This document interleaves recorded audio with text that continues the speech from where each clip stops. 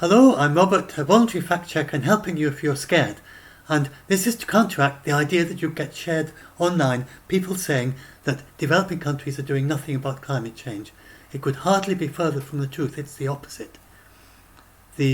China particularly hugely overachieves in everything that it does by way of climate change, everything it commits. And so few people seem to know that. And the largest power plants in the world are in China or in India, the renewable power plants.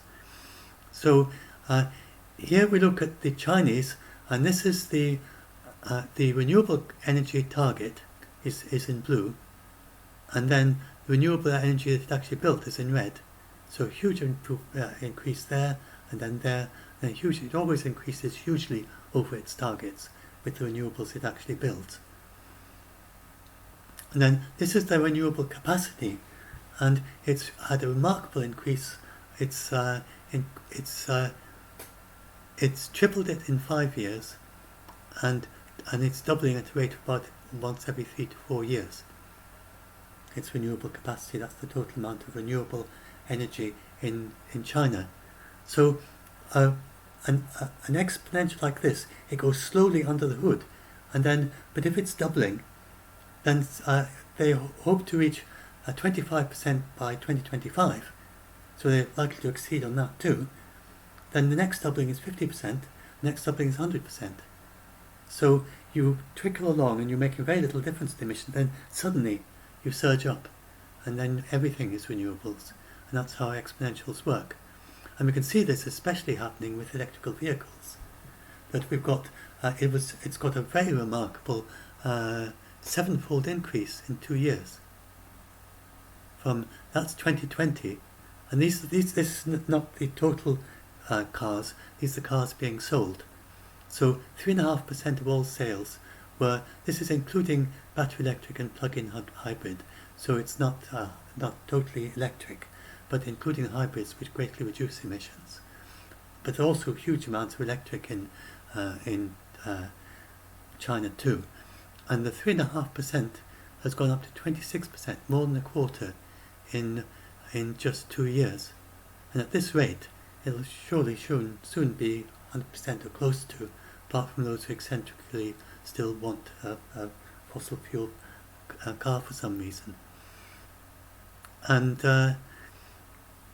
this is a Chinese city. I mean, they may have good reasons, like there's some things you still need fossil fuels for, such as very high performance F1 cars, but that wouldn't be included in those sales. These are what are these?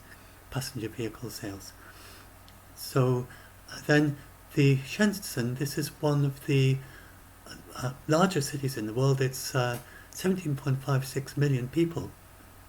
It is now, its public transportation is all electric. The first large city in the world to be 100% electric public transportation, 16,000 buses and 20,000 taxis, all without combustion engines. So that means that they're not hybrid, they're 100% renewable electric. And so then this is a new paper that shows that China can definitely go to 1.5 degrees centigrade. It's got that ability. And Zeke Hausfather thinks that in the US at least, compared with US, China or India's net zero pledge might be even a bigger one globally. So that's relating to the Inflation Reduction Bill, which was a huge thing, not just for China, but for the entire world.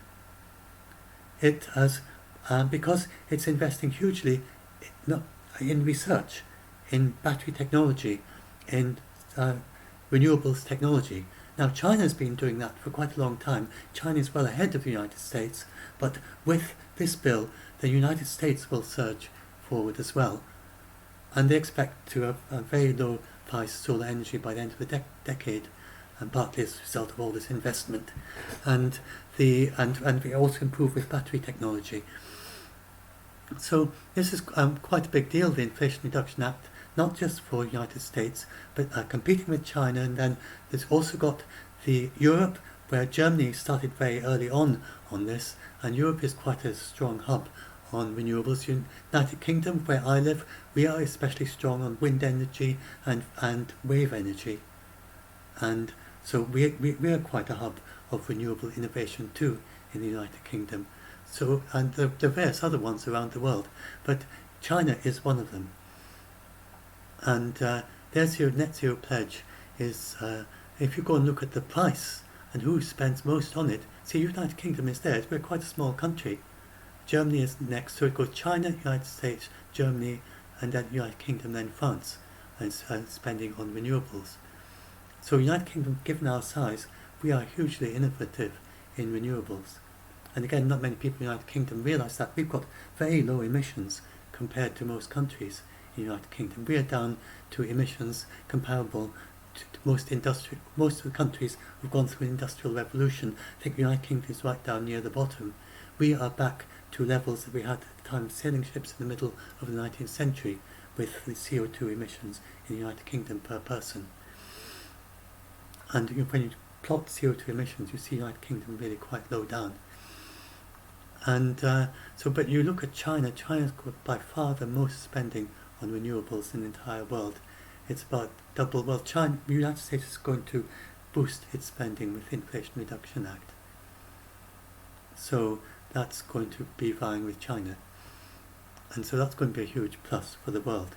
But as you can see, and then this shows how these are Chinese emissions per capita, because Chinese population is also growing. So it's at the moment, it's going to peak and then start going down. So the emissions per capita are going down even as the emissions are rising. So Chinese emissions per capita are falling, and then look at their, is that Chinese? Sorry, is that the Chinese one? Oh no, Chinese emissions per capita is slowly rising. This is the Chinese total capita. Yeah, change in per capita CO2 emissions. And Chinese, this is another country. I'm not sure what this one is. Let me just check. That's Sweden. Yeah, so that's an example from Sweden. The emissions per capita in Sweden are going down, whereas the GDP is going up hugely. And there are quite a few countries like that. And you can see here, there's the United Kingdom, that's the GDP, and that's the emissions. The emissions going down, and GDP going up in the United Kingdom. So there are lots of countries there, and China's not quite there yet, but it's soon going to be on that list. So look how China's GDP has soared, and then this is what's happened to its emissions per capita. They're just not increasing very much. So this is called decoupling, where a country's GDP is decoupled from its emissions. And then we'll see, but as you can see, because the renewables in China are with a doubling time of 3 to 4 years, then sometime in 2030s you'd expect get to 100% renewable electricity, and then it'll then just surge up and up, and so we can expect this to not be just kind of horizontal and just going down slowly. We really expect it to curve down really quite quickly as we get the surge of adopting of renewable energy, and then as the fossil fuel power plants close down, first of all phased closing down, and then they will just no longer be economic, because once the cost of renewables goes below a certain point, most of the cost of fossil fuels is in the fuel. And this is why China has got so many fossil fuels, and we were really very lucky that they had so many during the pandemic, during the recovery from the pandemic, the recession of the pandemic, recovery from the recession, when the demand surged in the rest of the world, and China was able to surge to meet that demand, increase its electricity by mining more coal, and it had the power plants to burn all that coal. And so it has the power plants that are there that are ready to burn fossil fuels if it needs them, but most of the time they're running at much, much less than capacity. And then as the decade goes on, then we expect them to close, and then towards the end of the decade they may well just become too uneconomic to even consider keeping going as the price of renewables goes down. We don't know how much it's going to go down. It's likely to at least halve at some point. It may fall much faster than that, further than that. It fell tenfold in the last 10 years. I don't know if it's going to fall as much again, but it's certainly going to halve. That is easily foreseeable without any new technology. And we have new technology coming along. And then India's new pledge to 2070, again, Sikh House Father says it's a really big deal that of course has to be matched with long-term commitments. Now, this I think will really surprise a lot of you. Now, this is the largest renewable plants in the world. So, first of all, I don't think many would be surprised about China having the largest hydropower plant, because, like 3 Miles Dam and so on, we know that they've got very big hydro dams in China. But some of these other figures may well surprise you. So I've got to put my glasses on and just have a little look. So it's got the largest coal-fired power plant is in China, but I explained why they need so much coal for now. So that's the wind power plant. Yes, so yeah, this is the largest coal-fired power plant is there, but the largest wind power plant by far is in China. And this is the largest nuclear power plant. It's got quite a large one, so it has a significant. Not the first two, but the next three are all Chinese. It does have significant renewables, which is also nuclear, which also counts as renewable, or almost renewable. It's low emissions anyway. And then if we look at the largest run-of-the-mill power plant, that's in Brazil. So you think of Brazil as being a weaker economy. That also is very strong on some renewable, on hydro. And then we look at the largest pump power storage, that's China. And it's got all at the first, the third and fourth are China, the second and the fifth are United States. So pumped hydro is used for storing electricity to balance it. It's the lowest cost way by far to store electricity at times when you've got lots of it. So it's a very good mix with renewables. So if you've got lots of solar and wind, you can get it. The main drawback of pumped hydro is that it takes longer to build than alternatives, but once built, it's by far the lowest cost way of storing power, and far less maintenance too than say batteries. And so China has some very large pumped hydro storage. That's where you pump water up to store the power, and then you let it out again in order to release the power back to the grid. Then if you look at the solar power, the three largest, then China and India vie between each other, but currently the largest in the world is the Indian solar power plant. And then the next two are both China, the next one is India, and then we get Egypt. And the largest biomass is the Drax power plant in the the Drax power plant in the United Kingdom. So we are pioneering on that. And the largest geothermal is in the United States. Anyway, so that's quite an interesting. And the largest peat. So Russia has the largest peat power plant. It's not especially good on renewables. So then I just have a look at this huge power plant that India built, and it built it just between 2016 and 2020, and this is the Badla power plant, and this is 22 square miles here, or 57 square kilometers is how big it is in 2020 when I think they finished the project now, and it's a capacity of 2.245 gigawatts, and that's the area, 57 square kilometers, and it cost India $1.3 billion, which is quite a lot for a middle-income country. So this is just to, hopefully now you have a much better idea, and you will no longer be fooled by these people who tell you that when someone tells you online that the developing economies aren't doing anything about climate change, this is just not true and fails the most basic fact check. So just remember that. And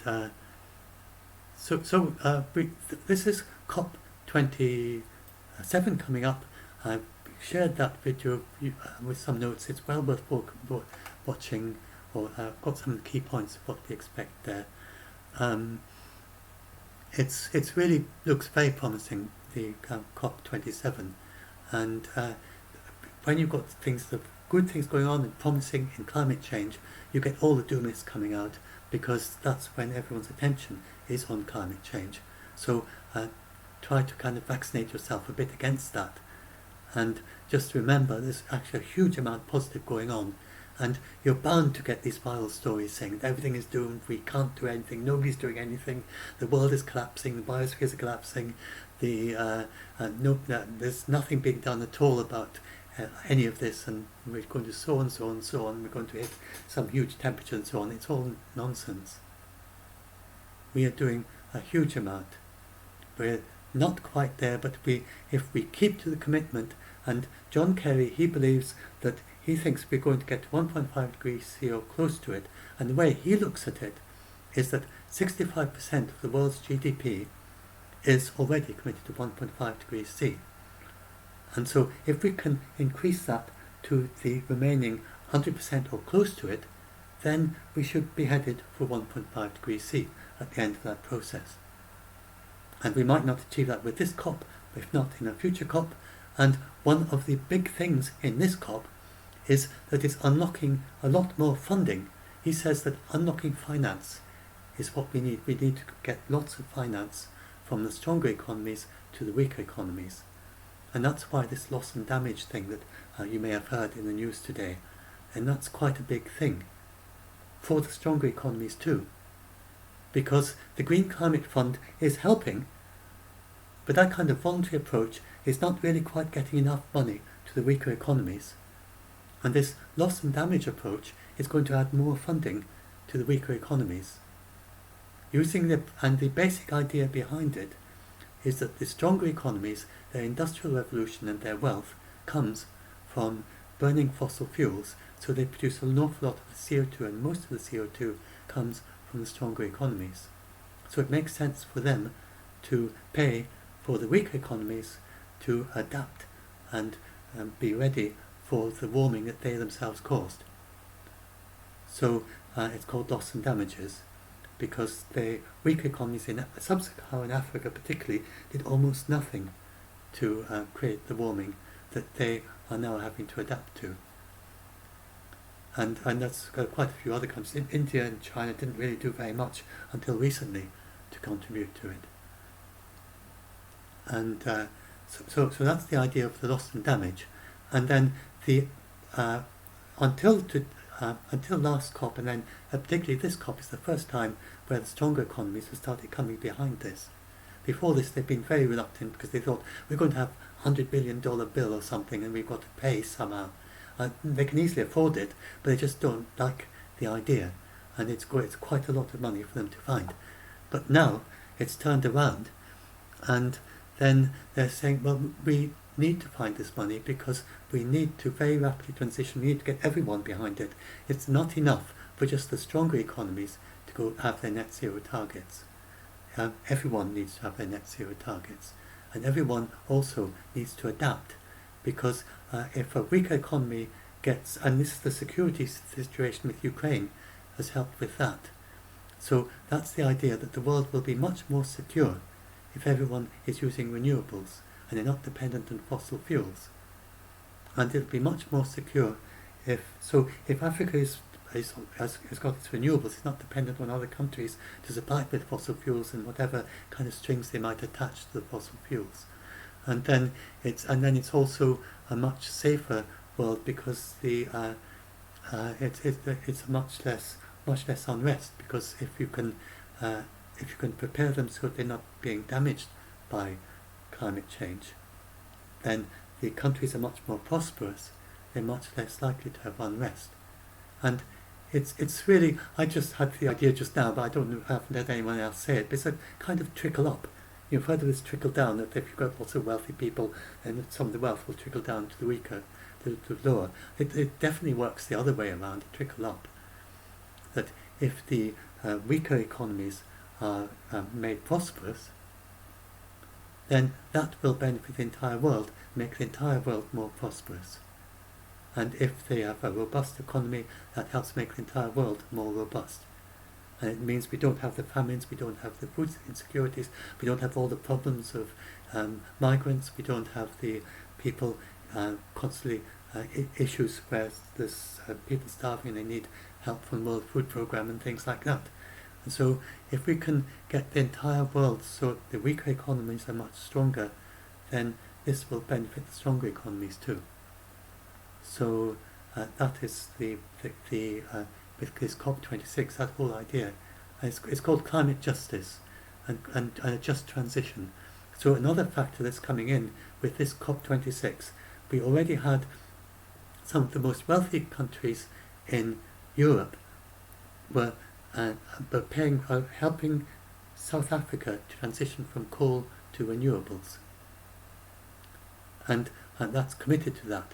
And they also, a lot of the wealthy countries in the world have committed to paying the countries that have tropical rainforests so they won't deforest them. So this is, especially with Lula in Brazil, then they can't actually start talking yet because they wait for his new government to form. But once his new government forms, whenever it is, beginning next year, I'm not sure, then the stronger economies are all ready to start funding Brazil and enter into new arrangements which will help them to diversify and find new ways of getting an income that doesn't depend on cutting down the forest. That is the key of the idea of this forestry project, and funding the indigenous people and also funding the ranchers so they're much better agriculture and much better lots of ways they can improve the way that they do their agriculture to produce more better yields on a smaller area, which then means that they don't need to cut down forest. So there's lots of things that they can do, and we already have in the Congo, in sub-Saharan Africa, for instance, that's already very well protected now. Again, not many people know. There's so much focus on the Amazon. We very rarely get the Congo mentioned, and that's because the Congo is not being cut down in the same way that the Amazon is. And the same in Indonesia, that they are greatly slowing down and stopping their deforestation too. And then, of course, in places like Europe and China is very strong on reforestation, and the European countries, and there's a fair bit in North America as well. So there's a huge amount happening. So anyway, yes, I was going to explain that the funding arrangement of helping, there's actually one already for Egypt. There's going to be, Egypt is going to supply more gas to Europe in order to make up for the missing gas from Russia. And in response, Europe is going to fund Egypt to make a 10 gigawatt renewables power plant in Egypt. So that's another win-win situation where Egypt is benefiting twice over, really, by selling its gas to Europe. Europe is benefiting. Europe then pays for this renewable power plant, and then the renewable power plant that's helping the whole world by reducing emissions. So there's many more arrangements like that expected during this COP. And John Kerry hints on ones involving India and Indonesia. The reason that it's good to listen to John Kerry is that he is one of the main architects of the Paris Agreement. It helped to bring it into place in 2015. And he's the United States Climate Ambassador, and he talks to many of the countries around the world behind the scenes. So there's going to be a big announcement from Mexico, he said. So he has insider information that other people don't have about what to expect in the COP. And so if you listen to that video, you can get a kind of sneak preview of things that other people don't know that he does know, and that he was willing to share before the start of the COP. So I am very, very optimistic of this COP because of what he said. And so his perspective is that we are headed for 1.8 degrees C. So he does think it's credible, these net zero pledges. And as I've been saying, I've been telling people that they're credible ever since COP26. So it's good to hear him saying that. Someone who really, really knows what he's talking about. Because of this, what I just explained about China, it's going to overachieve in its 2060 pledge, surely, and India very likely too. So he thinks they're credible, and he just needs to be got to keep the countries to them. And then he says, and then bring more countries on and make them, and increase ambitions of the 1.5 degree pledges, bring them all behind it. And then once everyone is on 1.5 degree pledges, then the entire world will be headed for 1.5 degrees C. So maybe a few don't quite make it, then it'll be 1.6 degrees C or something. And then maybe some will overachieve, in which case get 1.5, you could even get less than 1.5 with a. And so me personally, not something he said, but my personal view is that I've lived through, I've seen so many huge improvements in technology in my lifetime. Like for instance, this mobile phone. I mean, this is a very old-fashioned looking one, but it's still absolutely tiny. I don't use mobile phones. I mainly use laptop, but I just very rarely use it. But you look at the very slim ones that people have nowadays. Like the just like, almost like not a sheet of paper, a thick bit of card or something. It's amazing how small they get compared with the great big ones with with the big antenna that they used to have, and that you only saw in films. You didn't see them in real life, and so that happened very, very quickly. And there've been so many transitions like that happening so quickly, and the renewables to solar power, and it really does look, if you look at the charts, then it really does look as if solar power, I think it's going to come much faster than people expect, and that the cost, once the cost starts going below fossil fuels in a few years, and we've got these new ideas like perovskite solar panels. It mightn't be that, it might be something else, but that's an idea that could hugely reduce the cost of solar panels, and they would become things you can roll up, because perovskite isn't hard panels, it's kind of flexible, and you can just paint it on surfaces, you can roll it up, and you could carry it to a distant village in sub-Saharan Africa and just unroll your sheet of renewable solar power, and that would make a huge difference if that really takes off. And there's big interest in that in China, and attempts to commercialize it already. So really, and then we've got, John Kerry mentions in this talk that we've got the nuclear fusion. They always used to say 30 years ahead. Now they're talking about a few years ahead. We will have our first demonstration commercial fusion reaction, nuclear fusion reactor. Nuclear fusion is like nuclear fission, but without all the problems of not needing uranium. It needs it has helium, tritium as its fuel, and it's very clean. It's only the building itself gets a bit radioactive, and you can, depending on what you construct it of, then it won't get very radioactive, and it'll only be short-lived.